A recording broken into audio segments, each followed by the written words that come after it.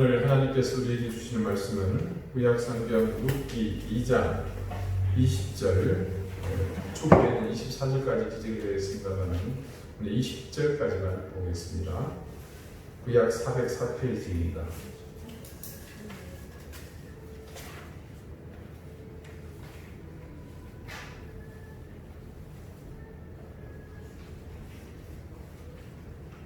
룻기 2장 20절 말씀을 제가 읽겠습니다. 이제 다 같이 자리에서 일어나셔서 하나님의 말씀을 경청하십시오. 나오미가 자기 며느리에게 이르되 그가 여호와로부터 복받기를 원하노라. 그가 살아있는 자와 죽은 자에게 은혜 베풀기를 그치지 아니하도다 하고 나오미가 또 그에게 이르되 그 사람은 우리와 가까우니 우리 기업을 물을 자 중에 하나이니라 하니라. 아멘. 자리에 앉으시기 바랍니다. 하나님께서 이 말씀을 우리에게 은혜 주시기를 원합니다. 오늘은 기업을 물을 자라는 제목으로 하나님의 말씀을 생각하겠습니다. 누가복음 3장에는 예수님의 족보가 기록되어 있습니다. 물론 마태복음의 시작도 족보가 기록되어 있습니다만 이 누가복음은 마태복음과 다르게 밑에서부터 거꾸로 족보를 더듬어 올라갑니다. 누가복음 3장 32절과 33절 그 족보의 한 부분을 제가 읽어보겠습니다. 자세히 들어보시고 이 족보에 나오는 인물 중에 여러분이 아시는 분이 있는지 한번 찾아보시기 바랍니다. 그 위는 이세요, 그 위는 오벳이요, 그 위는 보아스요, 그 위는 살몬이요, 그 위는 나손이요, 그 위는 아미나답이요, 그 위는 아니요, 그 위는 헤스론이요, 그 위는 베레스요, 그 위는 유다요. 자, 여러분 아는 사람이 나오죠? 누가 나옵니까? 보아스가 등장합니다. 그런데 이 보아스로부터 올라가는 족보에 오늘 읽어드릴 말씀 마지막에 등장하는 인물이 누굽니까? 유다입니다. 이 유다는 이스라엘의 12지파 중 하나인 유다 지파의 조상이 되는 사람, 그러니까 야곱의 12아들인 유다에 해당하는 이름입니다.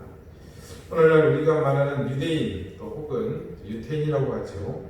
그 이름이 바로 이 유다에서 나온 것입니다. 창세기를 보면 11장에 노아의 홍수 사건 이후 세 아들에 의해서 번성하게 된 그 사람들이 후손들이 또다시 하나님을 향해서 대적하는 일이 벌어집니다. 그게 바로 바벨탑 사건이죠. 물론 하나님은 이 행동을 아주 괘씸하게 생각하시고 큰 벌을 내리십니다. 그 벌의 결과로 인류가 각 민족마다 다른 언어를 쓰게 되었습니다. 여러분 자녀들 영어 학원 보느라고 돈 많이 드셨죠? 이게 우리 조상들의 죄의 결과입니다. 하나님이 하나였던 인간의 언어를 마구 흩으셨습니다. 여러분 그냥 흩었다 이렇게 생각할 수 있는데 사실 이건 굉장한 사건입니다. 여러분 이 지구상에 우리가 지금 살면서 들어보지도 못하는 언어가 수도 없이 많습니다.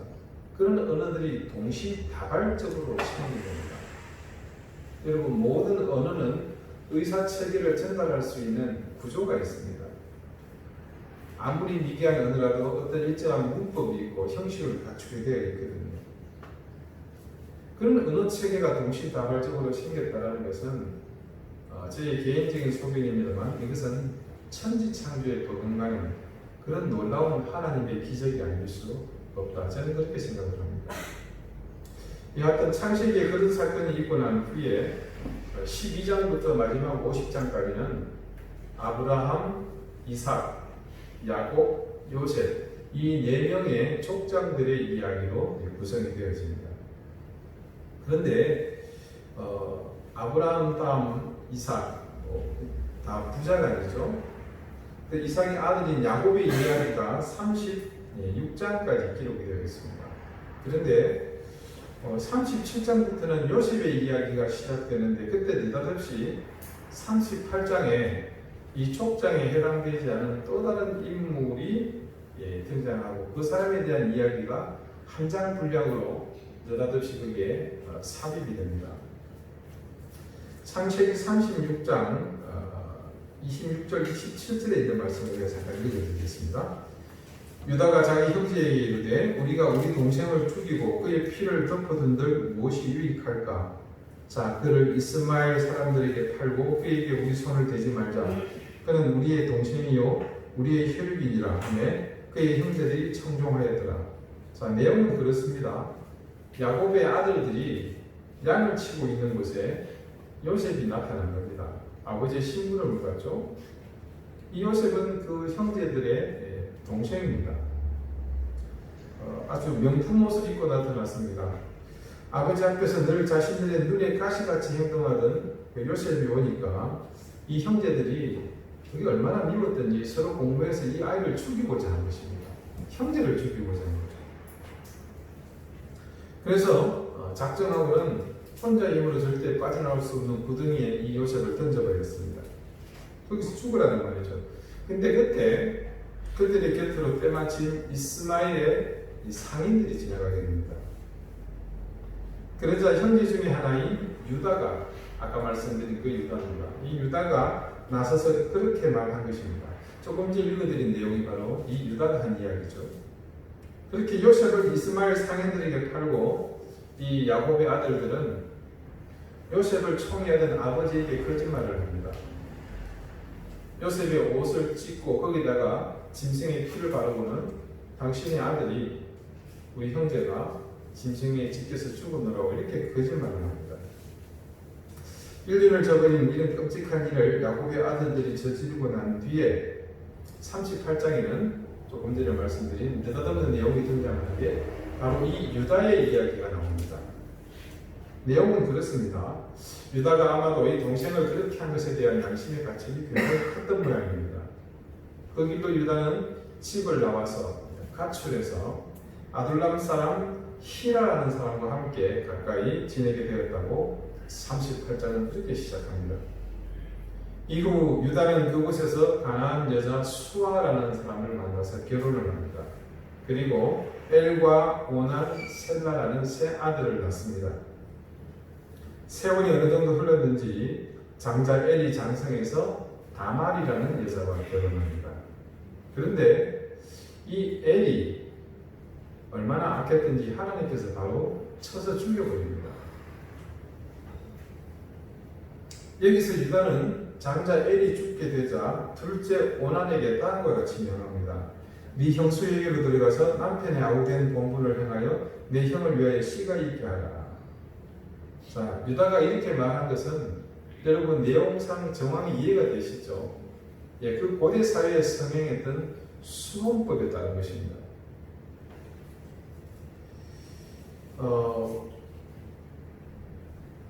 형제가 죽어서 자식이 없고 대를 잇지 못하게 되면 그 동생을 형수에게 들어가게 해서 대를 잇게 하는 그런 법입니다.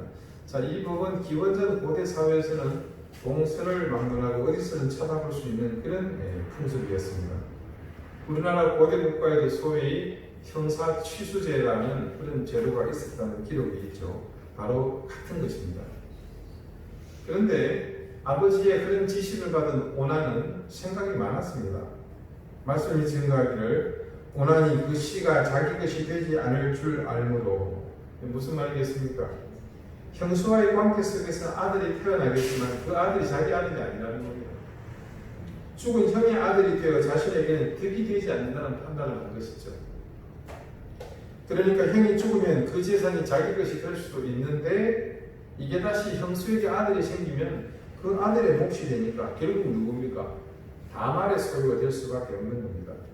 그래서 말씀은 둘째 오난이 형수에게 들어갔을 때에 그의 형에게 씨를 주지 아니하려고 땅에 설정하며라고 기록하고 있습니다.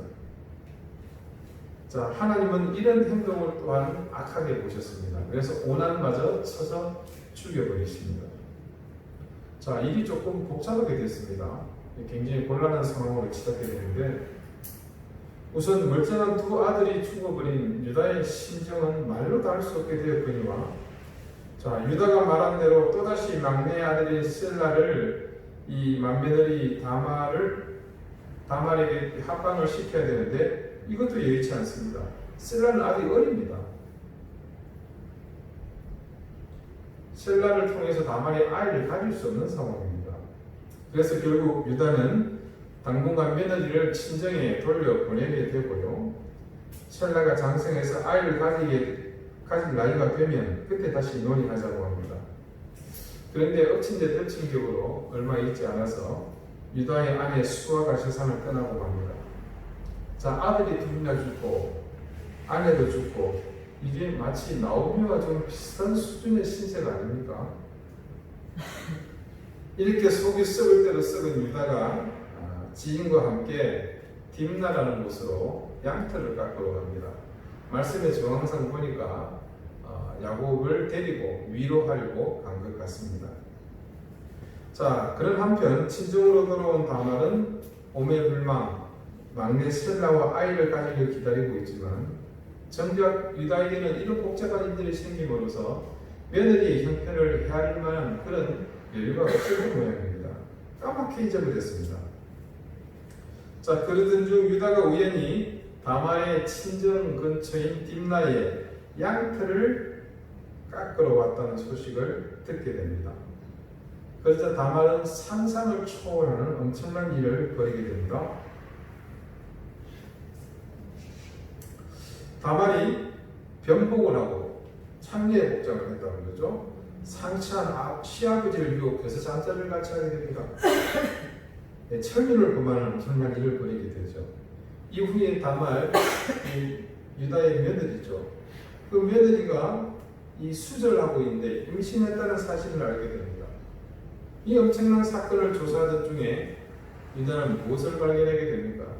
그 사건의 핵심에 자신이 있다는 것을 알게 되죠. 그래서 시아버지와 며느리 사이에 아들이자 손자인 두 아들이 태어납니다. 이 황당한 상황이 유다 지파 족보의 시작입니다. 아까 읽어드린 누가복음의 족보에 드러나고 있듯이 유다와 며느리 다말 사이에 태어난 아들이자 손자 중 한 명인 베레스가 유다의 이름 다음에 나옵니다. 자, 다시 한번 읽어드려 볼까요? 여기 보니까 그 위는 아미나답이요, 그 위는 아니요, 그 위는 헤스론이요, 그 위는 베레스요. 이 베레스가 유다와 다말 사이에서 태어난 손자 겸 아들입니다. 그리고 그 위는 유다요. 이렇게 족보가 형성이 됐던 것입니다. 족보상으로 볼 때 이 보아스에게 베레스는 5대, 유다는 6대 조부가 됩니다. 우연의 일치인지는 모르겠습니다만 이 유다 지파의 집안에 이 후에 이 수홍법과 관련된 사건이 중첩에서 일어나게 됩니다. 유다 집안의 시조가 이 수홍법에 얽혀서 기막힌 상황에서 시작되었는데 그 후손인 보아스가 지금 그것과 같은 상황은 아니지만 아무튼 그 수원을 해야 하는 기업을 불러야 하는 누군가의 긍휼을 베풀어야 하는 상황을 만나게 되었습니다. 오늘 본문의 말씀은 지난주와 동일합니다. 우리는 지난주에는 앞부분인 살아있는 자와 죽은 자에게 은혜를 베푸는 것이 어떤 의미인지를 살펴보았습니다. 그런데 이 20절에는 또 다른 중요한 의미를 지닌 그런 구절이 있습니다. 그것이 바로 오늘 제목에 해당하는 기업을 물을 자라는 말씀입니다. 아마도 예전에 이 아름다운 이야기를 기록한 룻기를 읽어보신 분들은 누구나 한 번쯤 이 대목에서 고개를 약간 좀 갸웃하시면서 지나가셨을 것입니다. 지금 이 시대의 문화에서는 이 이야기는 난해한 풍습일 뿐만 아니라 너무 현실성이 떨어지는 이야기이기 때문에 그렇습니다. 자, 더군다나 이는 이스라엘 백성들, 정확히는 하나님의 율법을 따라 살아가는 구별된 백성들에게 엄격히 적용되는 그런 관습이기 때문에 더욱 낯설게 보일 수 있습니다. 기업을 누른다. 이 의미를 가진 히브리어는 가알입니다. 이 가알을 영어 성경에서는 리디임으로 번역하고 있습니다. 그래서 기업을 물을 자에 해당하는 영어 단어는 ER을 붙여서 리디머. 또 몇몇 영어 번역 성경은 kinsman이라고 번역하기도 합니다. 그러니까 이 가알이라는 말은 두 가지 뜻으로 사용된다고 보면 되겠습니다. 자, 먼저 이 리딤이라는 말은 구속하다, 속량하다라는 뜻입니다. 예수님께서 우리의 죄를 구속하셨다 할 때 이 말을 씁니다. 혹은 우리의 모든 죄값을 속량했다는 표현을 할 때도 사용하는 말입니다. 그래서 기업을 물은다라는 말을 할 때 이 의미를 썼다라는 것은 우리가 생각하기에는 단순히 뭔가 책임을 지고 앞장서서 하겠다 이런 소극적인 개념이 아니라 뭐든지 적극적으로 하겠다는, 내가 어떤 희생을 감수하고 또 내가 대가를 치르겠다. 예수님께서 자신의 생명으로 우리를 구속하시지 않으셨습니까? 그와 같이 적극적인 의미로 책임을 다하겠다는 그런 의미로 봐야 합니다. 두 번째 킨스먼은 그냥 친족 혹은 동족이라는 의미로 해석되는 말입니다. 이게 보아스가 엘리멜렉의 집안이자 친족이다, 그런 뜻으로 해석되겠죠. 근데 루키 전체의 정황으로 볼 때 지금 여기서 보아스가 엘리멜렉의 친족인이라고 얘기할 만한 그런 상황은 아닌 것 같습니다. 자, 그런 정황에서 나오미가 이런 큰 기쁜 일을 겪으면서 그냥 단순하게 보아스가 우리의 친족인이라고 말하는 것이 아니라 문맥상 그가 기업을 물을 자라고 말한 이 가알이 뜻하는 말은, 즉 이 집안을 책임질 의무를 가진 사람이라는 그 첫 번째 뜻이 정확한 해석일 것입니다. 아무튼 오늘 말씀에서 확인한 것은 보아스가 바로 나오미의 집안에는 그런 존재로 여겨진 셈입니다. 자, 여러분 여기까지 이야기를 보면 상당히 아름다운 가슴 뭉클한 그런 이야기처럼 보일 수 있습니다. 자, 다른 대상도 아니고 친족에게 이 정도의 아량은 누구나 베풀 수 있는 작은 친제들이다. 하지만 우리가 엘리멜렉의 집안에 대해서 놓치고 있는 것이 하나가 있습니다. 이들은 이곳 베들레헴에서 지금까지 하나님이 주신 기업을 대대로 지키고 살아온 집안이 아닙니다. 우리가 아는 것처럼 엘리멜렉의 집안은 어떻게 했습니까? 그곳을 떠나서 모압에서 거주하지 않았습니까? 자, 그들이 모압으로 갈 때는 그냥 갔겠습니까? 자신의 모든 재산을 처분해야 했습니다. 그 과정에서 당연히 집이든 토지든 집안의 기업을 넘기면서 그에 해당하는 돈을 받았을 것입니다. 그리고 이는 필경 희년이 이를 때까지 분명 이 대가를 지불한 사람의 소유로 되어 있었을 것입니다. 자, 그렇지 않고야 룻이 나오미와 함께 와서 남의 밭에 이삭을 주우러 갈 일이 없었겠죠. 자, 이런 상황에서 기업을 물은다, 되갚아준다, 송용한다는 것은 얼마 기간이 남아있는지는 모르겠지만 그 기업을 되찾기 위해서 율법이 정한 대로 그 값을 물어주어야 합니다. 자, 이 이야기는 제가 설교 시간에 한번 드린 적이 있는데 기억하실지 모르겠습니다. 자신의 토지는 하나님께 주신 것입니다. 근데 만약 이것을 팔았다, 그럴 때는 이 토지의 소유가 영구히 그 사람에게 넘어가는 것이 아니고 이 토지는 주인을 바꿀 수가 없습니다. 단 50년간 희년 동안 내가 그것을 사용할 사용권을 가지는 것이고 거기서 나는 모든 소득이 나의 것이다. 그런 의미입니다. 근데 50년 동안 기다려야 되는데 내가 형편이 어려워서 팔았다. 근데 돈이 조금 생겼어요. 그러면 그만큼을 물어주고 다시 되찾아오게 되어 있는 것이 율법입니다. 이해가 조금 되시죠? 자, 하지만 나오미의 형편으로는 언감생심 꿈도 꾸지 못한 일이죠. 그러는 지금 나오미가 말하는 기업을 물을 자라는 말은 보아스가 듣기에는 그 입장에서는 반가운 소리가 아닌 겁니다. 그들이 모압으로 떠나려고 했을 때 과연 아무런 소동 없이 조용히 떠났겠습니까? 절대 그럴 수 없었습니다. 자신의 기업이 그대로 여기에 있는데 그것을 처분하고서 더군다나 그 당시 이스라엘 사람들이 개, 돼지 취급하는 모압 땅으로 간다는 사실을 두고 아마 모든 성내에 유력한 사람들은 엘리멜렉을 말렸을 것입니다. 더군다나 누구보다 경건한 사람으로 불리는 보아스는 말할 것도 없습니다. 가까운 친족이라고 말하는 것을 볼 때 베들레헴 성중에 누구보다도 엘리멜렉을 앞장서서 적극적으로 저지했을 사람이 이 보아스였을 것입니다. 자, 그렇다면 응답은 지금 그렇게 다시 되돌아온 나오미는 너무나 염치 없는 모습으로 이 베들레헴 성내에 비비고 있는 그런 형국이고요.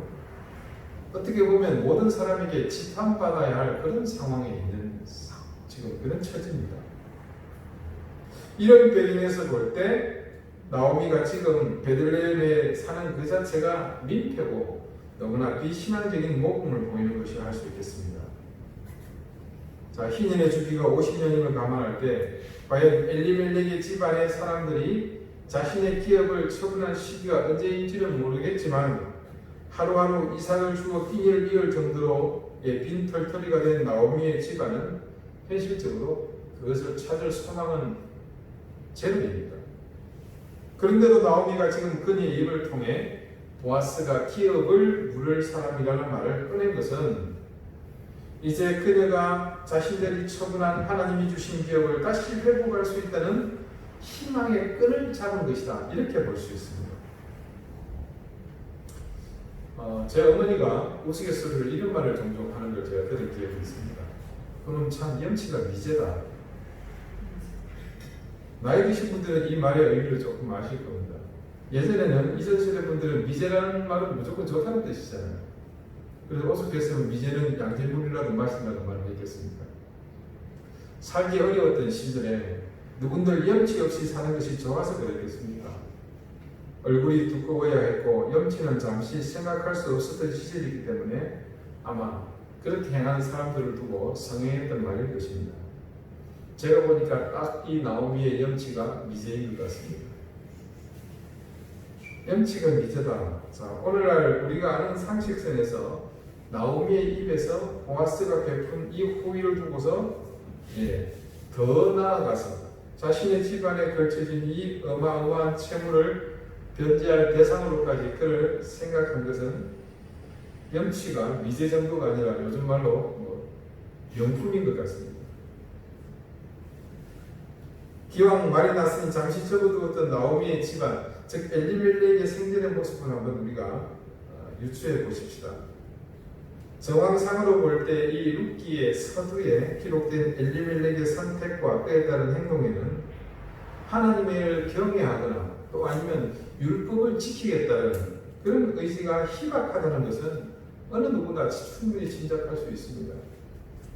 심지어 어떤 일까지 있습니까? 엘리멜렉이라는 하나님은 나의 왕이라는 그 자신의 이름조차 저버리는 그런 행동이 아니었습니다. 그는 하나님을 경외하여 그분의 뜻을 구하거나 따르기보다 자신의 의지와 생각대로 산 사람입니다.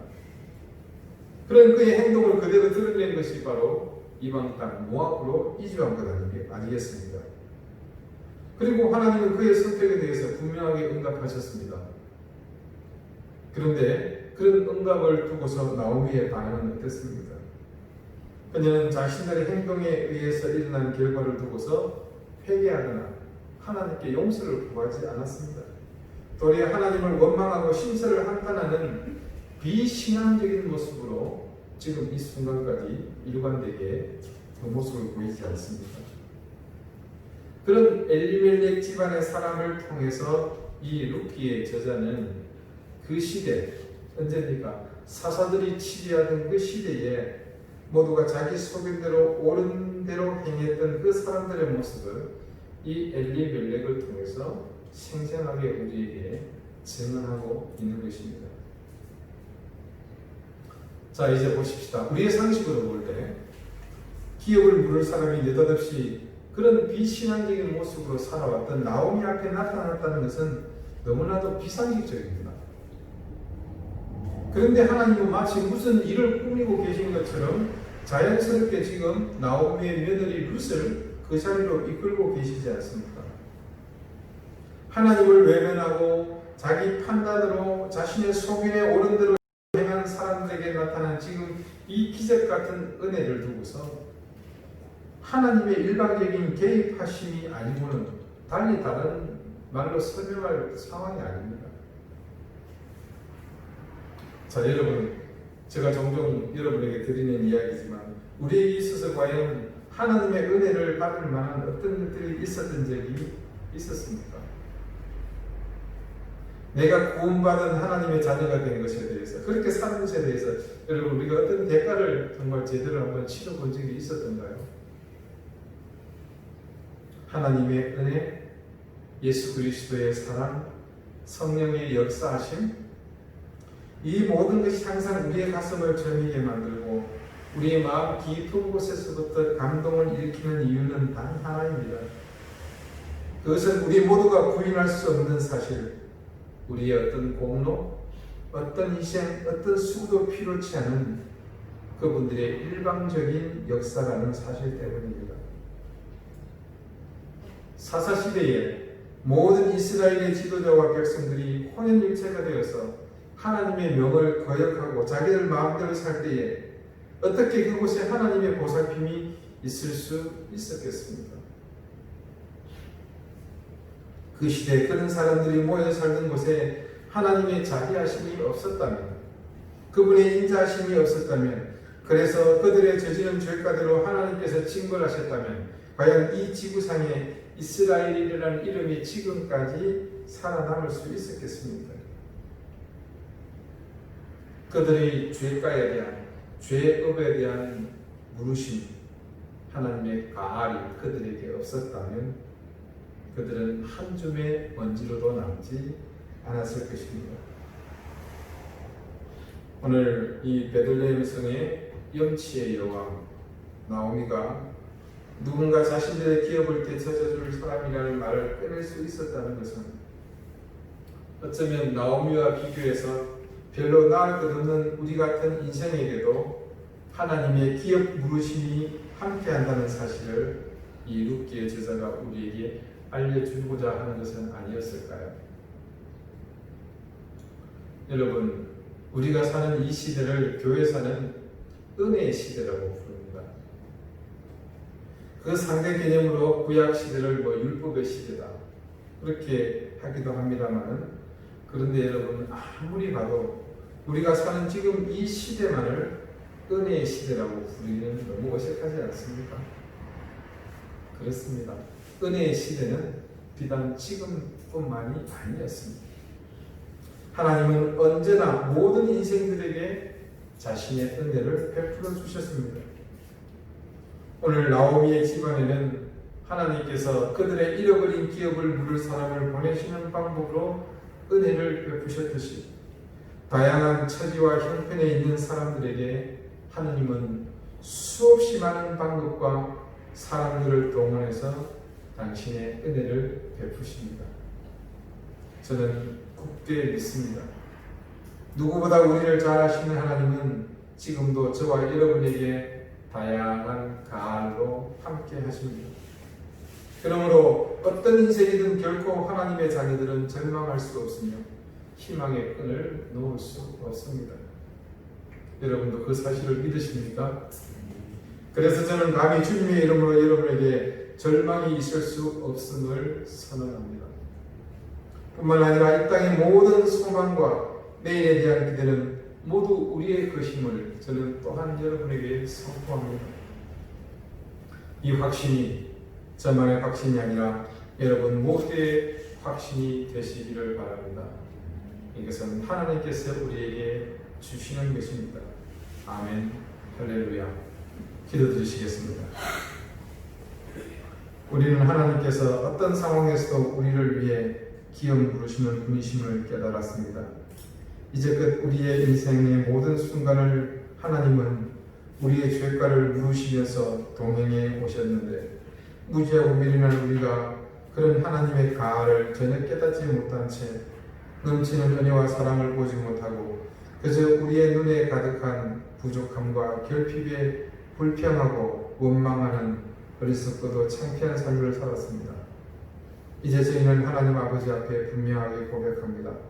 우리는 어떤 자격도 없고 어떤 명분도 없으며 어떤 이유도 없는 존재이며 그저 하나님의 일방적 은혜만 있을 뿐임을 믿습니다. 사랑하는 주님, 오늘 이 사실을 깨닫는 우리 방주교회의 사랑하는 교우들을 기억해 주시고 우리 교우들이 하나님을 향해 감사와 기쁨으로 드리는 고백을 받아 주십시오. 하나님, 언제나 우리와 가해 주심을 감사합니다. 예수 그리스도 이름으로 기도드립니다. 아멘.